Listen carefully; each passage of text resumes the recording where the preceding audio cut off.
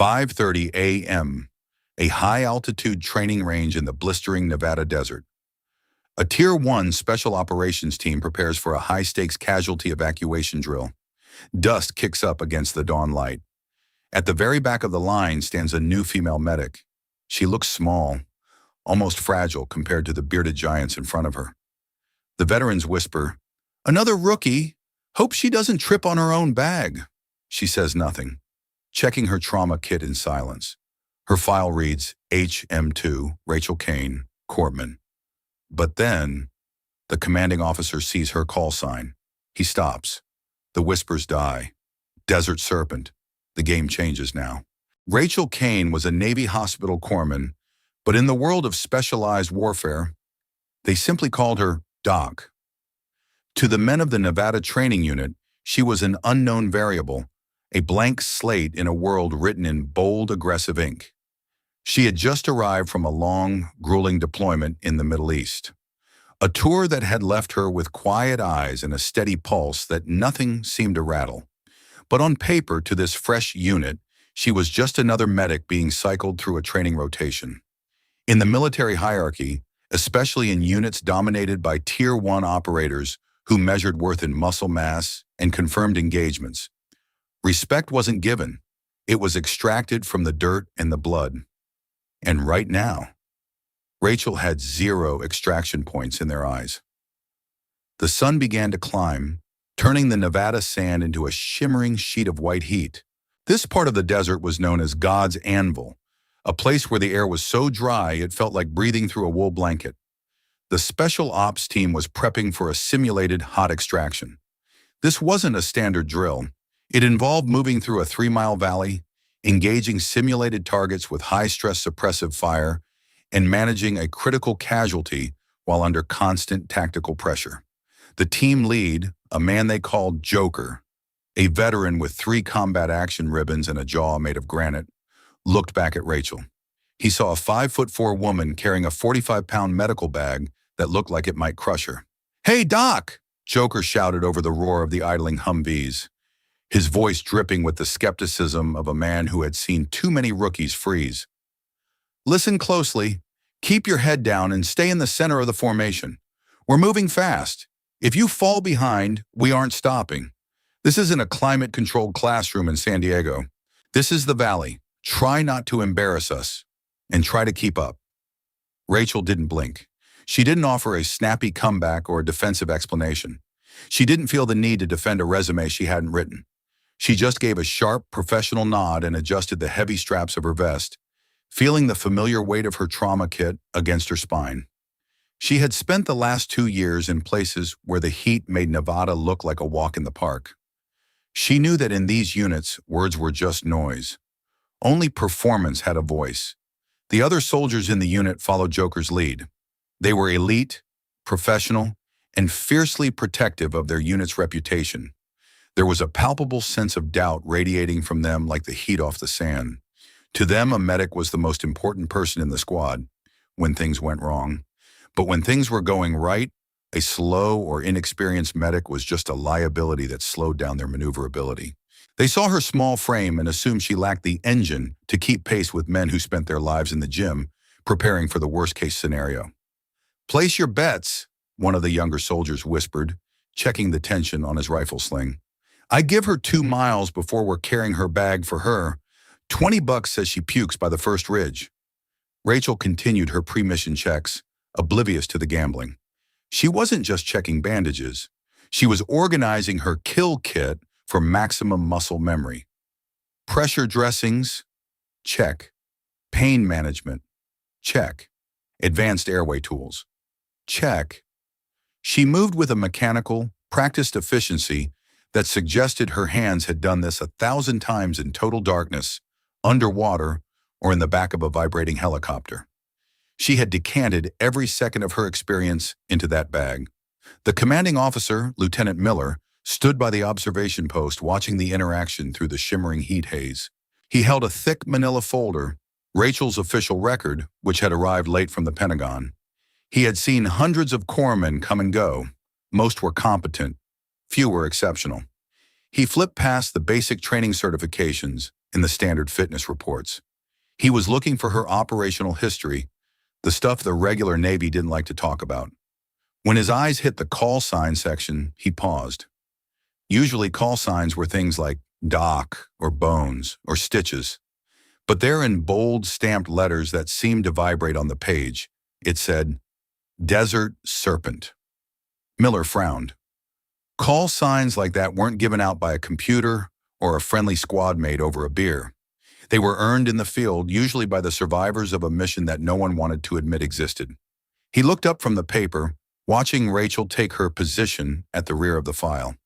She stood perfectly still, breathing slowly, her eyes scanning the ridgeline with a predatory calm. She wasn't looking at the other soldiers or their equipment. She was reading the terrain. She was analyzing the shadows. She was already in the fight. "Move out!" Joker barked, and the team surged forward into the furnace.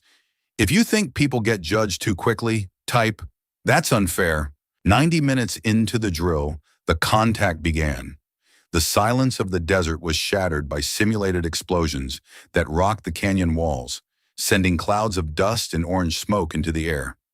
The unit went into a tactical sprint, diving behind rock outcrops and returning fire with blank rounds that echoed like thunder. This was the chaos phase, designed to push the heart rate to the limit and cloud the judgment. Suddenly, the signal was given. The radio crackled. Casualty down, bed 1, multiple shrapnel wounds.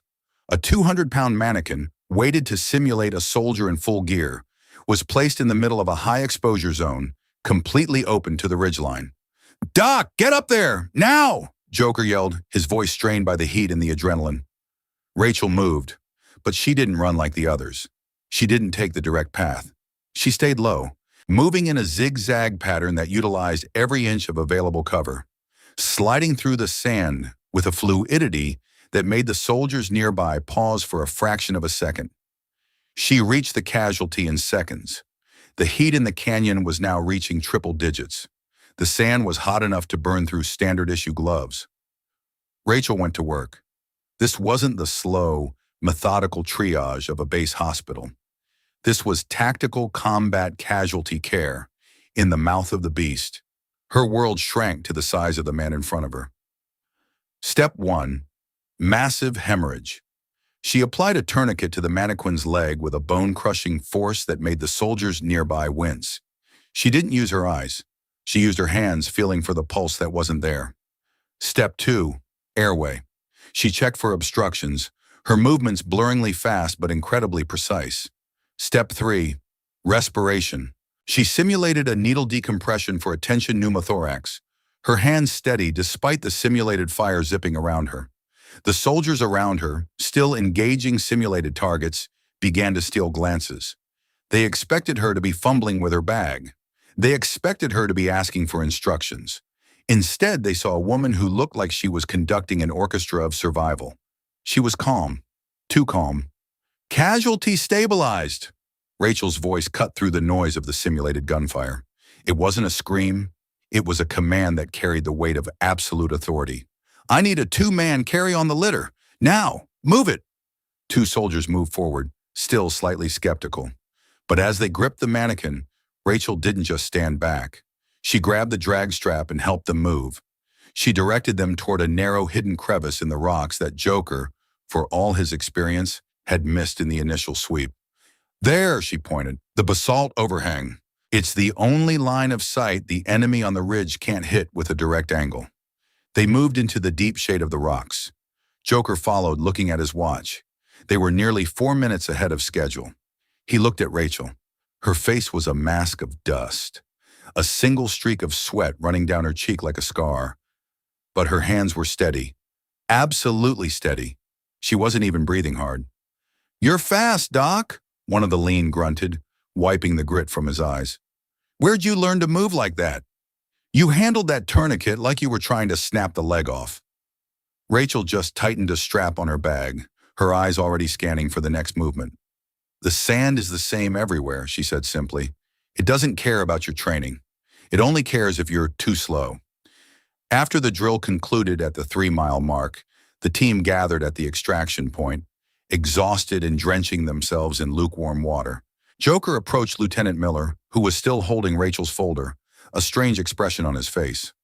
The new girl is... She's okay, Joker admitted, trying to maintain his veteran composure. She kept up. Good hands. She didn't puke. But we need to see how she handles the night phase. The sandstorm is coming in. Miller didn't respond immediately. He handed the folder to Joker, pointing to the bottom of the first page. Read the call sign section again, Joker, and then read the footnote from the Al-Anbar report. Joker took the folder, his eyes scanning the page.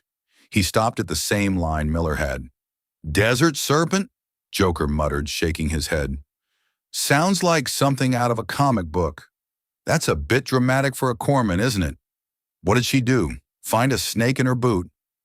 Miller looked over at Rachel, who was currently teaching a young private a more efficient way to pack his IFAK, individual first aid kit, so he could reach it with either hand. She was patient, her voice low, her movements like water. I called her old CO while you were in the valley, Miller said quietly, his voice dropping so the others couldn't hear. That call sign wasn't given because she's a good medic. It was given because of a mission in the Al-Anbar province. Her team was pinned in a wadi for 14 hours. Every time a medic tried to reach the wounded, they were picked off by a sniper. Rachel was the only one who made it out to them. They say she moved through the open sand like a snake, staying low, moving in the shadows where there shouldn't have been any shadows. She treated 6 men while under direct fire from 3 sides. The insurgents never even saw her move. By the time they realized she was there, she had already pulled 3 of them back into the dark. Joker looked at the small woman across the camp. The rookie label felt like a heavy, foolish weight in his mind now. He realized that they hadn't been testing her. She had been observing them, assessing their weaknesses, and quietly filling the gaps. They call her the Serpent, Miller continued, because you never hear her coming. And by the time you realize she's in the room, she's already saved your life. If you realize there's more to her story than they thought, type, I was wrong. The night phase of the training was designed to be the breaking point. The temperature dropped 40 degrees in an hour, and the wind began to howl through the Nevada canyons, whipping fine sand into a blinding, abrasive frenzy. This was the stealth extraction. Navigate 5 miles of total darkness to reach a downed pilot and bring him back without being detected by the infrared enemy patrols equipped with the latest thermal optics. Joker was the lead navigator, relying on his years of experience and his high-end GPS. But 30 minutes into the trek, the sandstorm intensified. Their night vision goggles were becoming useless. The bloom from the wind-blown dust was creating a wall of flickering green static that obscured the terrain. They were blind, lost in a labyrinth of rock and shadow. Hold up, Joker whispered into the comms, his voice tight. I can't see the markers. The GPS is bouncing off the canyon walls. Everything looks the same. The team halted, huddled against a freezing rock wall. The tension was rising. If they failed this phase, the entire unit's readiness rating would drop, and they'd be the laughingstock of the command. The veterans began to argue quietly over the map, their fingers tracing paths that didn't exist. We go north, one suggested. Follow the ridge line. It's the only landmark left. No, another countered. The ridge is exposed. We'll be lit up by the IR drones in seconds. We're sitting ducks up there. In the middle of the heated argument, a quiet, steady voice cut through the howling wind like a scalpel. We go low, through the secondary wash. It was Rachel. She moved to the front of the group, her goggles pushed up on her helmet, her eyes looking into the darkness as if she could see the atoms of the air. She wasn't looking at a map. She was kneeling, touching the sand. The wind is funneling through the secondary wash, she said, her voice calm and absolute. If we follow the texture of the loose shale, it leads to a natural tunnel under the main ridge. I saw the geological pattern on the way in during the day. It's a thermal blind spot for the drones because of the heat retention in the volcanic rocks. They won't see our heat signatures. Joker looked at her, his eyes narrowed behind his mask. How do you know that, Kane? No one told you about the volcanic rock. Because I've lived in this kind of world longer than you think, she replied, her voice showing the first hint of steel. In Al-Anbar, the sand was our only friend. If you don't know how the desert breathes, it'll suffocate you. I'm Point. Follow my footsteps. Joker remembered the Desert Serpent call sign. He remembered Miller's story about the wadi. He stepped aside, signaling his men to fall in. Lead the way, Doc. Rachel didn't hesitate. She took the point. She moved with a strange sixth sense for the desert that bordered on the supernatural. She didn't use a flashlight. She didn't even seem to rely on her goggles. She seemed to read the terrain through the soles of her boots. She led the team through a series of narrow, twisting passages that none of the experts had even noticed on their charts. Every time a drone hummed overhead, a sound almost lost in the wind, Rachel signaled the team to freeze. She waited for the exact millisecond the sensor sweep passed before moving again. She was playing a high-stakes game of chess with the environment, and she was 3 moves ahead of the technology hunting them. They reached the downed pilot exactly on time. They were the only team in the last 3 training cycles to reach the objective without being captured by the electronic sensors. During the extraction, the simulated enemy caught a glimpse of their movement and began a pursuit. The team had to move the pilot through a final, steep ravine. Joker took the front of the litter, but the terrain was crumbling under his boots. "It's too slow," Joker hissed, his breath hitching. "We're going to be flanked. We have to drop the pace or we're caught." "Give me the pilot's left side," Rachel commanded, sliding under the litter. She took half the weight of the 200-pound load. She didn't struggle. She didn't groan. She used the momentum of the descent to slide the casualty across the sand, utilizing the very terrain that was hindering the others. She moved like a shadow, silent, efficient, and completely unstoppable. They crossed the finish line 10 minutes under the all-time base record. The next morning, during the formal debriefing under the harsh fluorescent lights of the briefing room, the entire unit stood in a perfect semicircle. Lieutenant Miller stood in the center, his arms crossed, staring at the data from the night sensors. "Team 1, Miller began, his voice echoing. "You achieved a 0 detection rating during the night phase. In this terrain, with that storm, that is statistically impossible. Joker, care to explain the navigation strategy?" Joker stepped forward, his posture rigid. He didn't take the credit. He turned and looked directly at Rachel, who was standing at the end of the row. "Navigation wasn't mine, sir," Joker said, his voice loud and clear.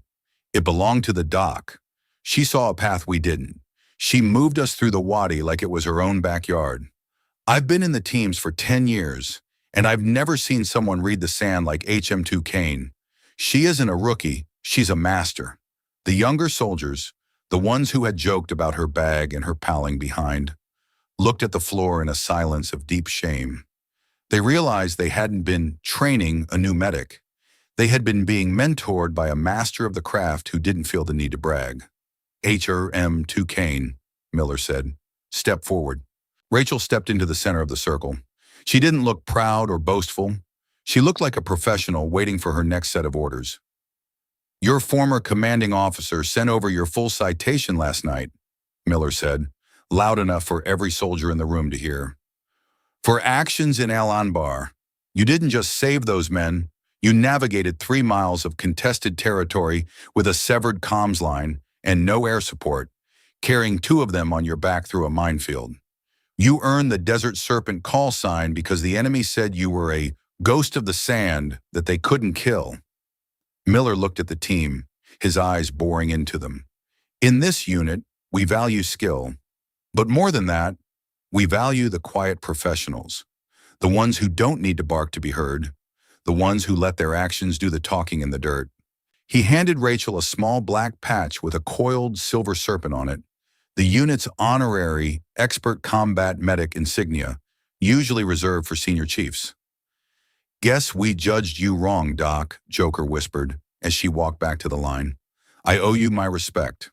Glad you're on our side. If you believe quiet professionals deserve respect, type, I owe her." The atmosphere in the barracks changed that afternoon. It wasn't an explosion of friendship. These were hard men, and they didn't do emotions easily. But the shift was profound. It was in the way they cleared a path for her at the mess hall.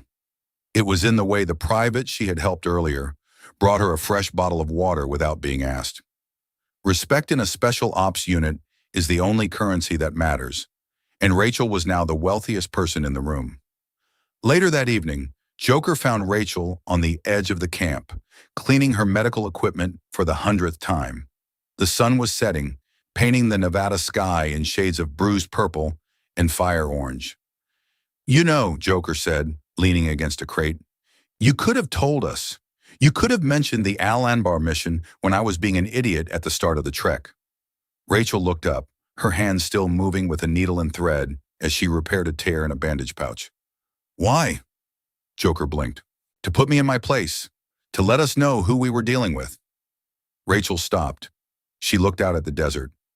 "If I have to tell you I'm good at my job, Joker, then I'm not doing it right. In my world, the patient doesn't care about my medals. They care about whether I can stop the bleeding before the clock runs out. Medals are for the wall, skills are for the dirt." Joker nodded slowly. He realized that her silence wasn't a lack of confidence. It was the purity of it. She didn't need the validation of a group of men she barely knew. She knew exactly who she was. "The guys want you to lead the medical cross-training tomorrow," Joker said. "They realize that if the doc goes down, we're all in trouble. They want to learn the Serpent way of moving casualties." Rachel offered a rare, small smile. "I'll teach them, but tell them to bring extra water. I'm not going easy on them just because they finally learned my name." Joker laughed. "I wouldn't expect anything less." The story of the Desert Serpent began to circulate through the wider base. It wasn't just a story about a medic. It became a lesson in the dangers of the rookie fallacy.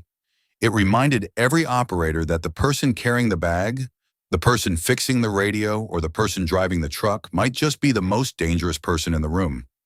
Rachel didn't change her routine. She still stood at the back of the line.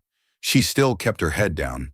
But now, whenever she spoke, the room went dead silent. Even the most senior sergeant stopped talking to hear what the doc had to say. She had moved from being a support asset to being the soul of the unit. If you believe respect should be earned through actions, type "I will live better." Months passed, and Rachel Kane became a legend within the training command. She eventually moved on to another deployment, back to the dusty corners of the world where the Desert Serpent belonged. She left behind a unit that was fundamentally different, a unit that looked closer at the quiet ones and respected the weight of the bags others carried. This story isn't really about a call sign or a secret identity. It's about the power of the quiet professional.